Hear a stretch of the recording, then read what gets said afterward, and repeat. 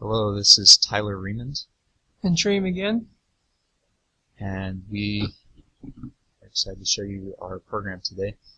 We created a program that will access a set of CSV files obtained from the USGS website and will convert them into a shake intensity map for each file, and then it will combine those to make a PDF atlas. So the first thing that you need to do to get our program to run is you need to set up your workspace. We have set up our workspace is named Code right here. You can name it whatever you'd like. Within that workspace, you need to have a base map. Ours is located right here. You need to have an elevation raster. You can put your geodatabase in here. You don't have to, though. You can put that somewhere else if you'd like.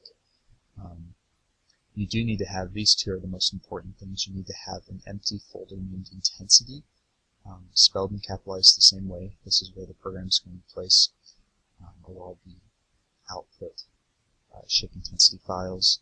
And then you need to have an empty folder named PDFs, spelled and capitalized the same way. And then within this folder, within your workspace, you can go ahead and place all of the CSV files that you want the program to run through. Then you need to go ahead and load the script. It's called shaking into ArcMap. You also need to set up your layout. You can kind of set this up how you would like. The most important thing is that you have a title that is all caps that says title. But code is going to go ahead and look for that, and then it's going to name each page referencing the name title each time. And then turning the time over to Trey, who's going to show you our code. Okay, so this is our code right here. It's mainly comprised of two major parts. We have the first part being setting up the code, as in claiming variables, parameters, setting up file paths, and importing modules. That's what's going on from line 10 all the way to line 55. Setting up our workspace, defining our parameters right here. We're going to go and continue on and setting up the workspace, and then we're going to set some file paths we're going to need later on in the code. That's what's happening right here, as well as right here. And once it's done, we've established our working directory. We've established everything we need to run the loop. Second part of the code is the loop, where it takes the CSV files and converts them into a earthquake shake intensity raster. We're going to go through this loop step by step. All the CSV files need to be loaded into the work directory, and they need to have at least three columns headed as longitude and latitude. They also need to be labeled with the ground acceleration known as PGA. Those are going to be used in the code. First, in the loop, it takes the CSV file and converts it into a shapefile. That's what's going on from line 66 all the way down to line 80. Once the CSV file is converted to a shapefile, it'll define the projection, which the CSV file for the longitude and latitude coordinates need to be in the GCS WGS 1984 coordinate system, and it's going to reproject that into the NAD 1983 UTM zone 12N coordinate system, because this is for the state of Utah. Once that shapefile is reprojected, all that needs to happen is interpolate the shapefile into a raster. This will happen with a natural neighbor function, which is going on from line 92 to 94. Once that is completed, you're going to go ahead and clip the DEM to the same extent as the interpolated raster. That's what's going on from line 99 to line 107. From the clipped DEM, we're going to get the slope from that raster, and that'll be with the slope function that's going on from line 109 to 111. Once we have the slope raster, we're going to multiply that times the interpolated raster in the raster calculator, which is happening from line 113 to 120. The results of the raster calculator are going to be uploaded as a layer into ArcMap. That's going to happen from line 122 to line 135. Also, while it's being uploaded as a layer to ArcMap, it's going to be the only visible layer, and it's going to be set to a transparency so we can see a base map beneath it. That base map is going to be uploaded as a layer from line 137 to 140. Then, to make sure that every map that goes through the loop is going to be set to the extents that we want it, so we're not looking in the middle of nowhere, we're going to have ArcMap zoom to the extent of the current layer. Sorry, the current earthquake shake intensity raster layer. From there, we're going to go ahead and just do a little housekeeping on our map.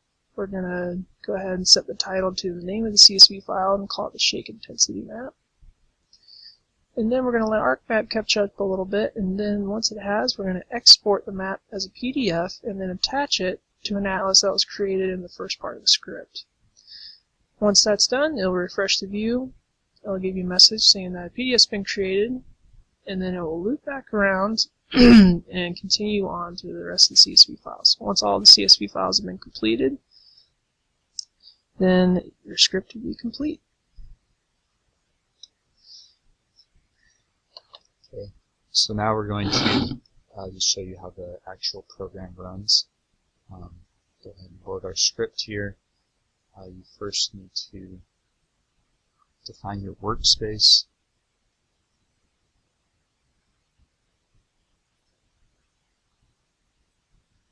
Sometimes that can take a while.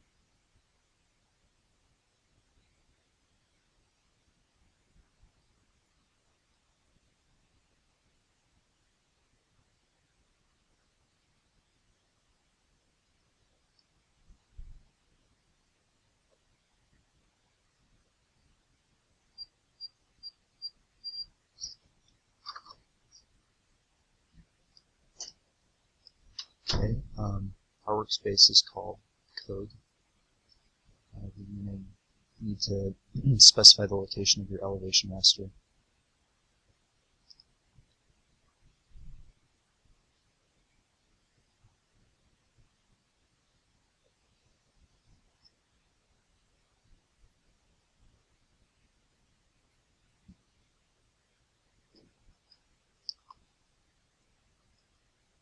This is located right here. You need to specify the cell size of your elevation raster. Ours is a 90 meter DEM, so we're going to put 90 here.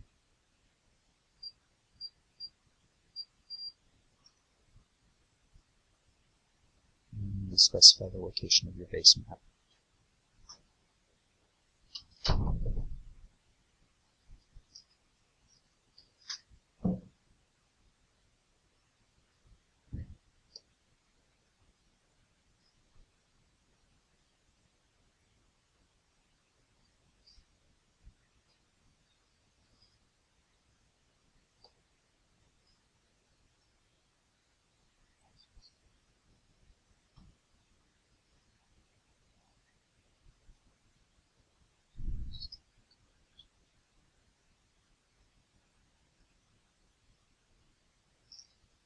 And theirs is right there.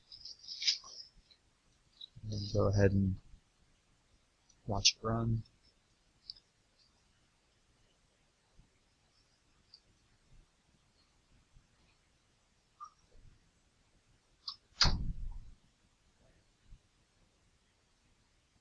For the purposes of this video, we're just having it run through 3 CSV files, just to save on time, but this could run through any number of CSV files.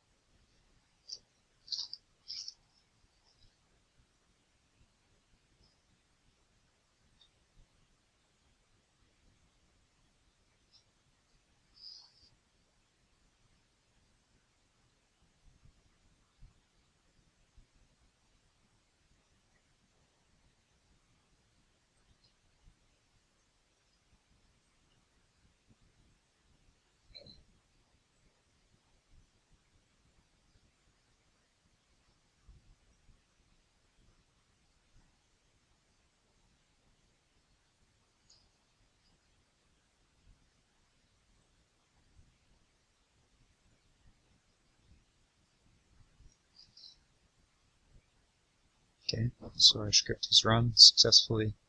You can then go back into your workspace, click on the folder that you created earlier called PDFs, open up the file named Atlas. And right here you can see the completed atlas with the shape intensities. Well, I'd like to thank all those who helped in creating this code for this video. We hope you can enjoy this code as much as we did. Thank you for your time.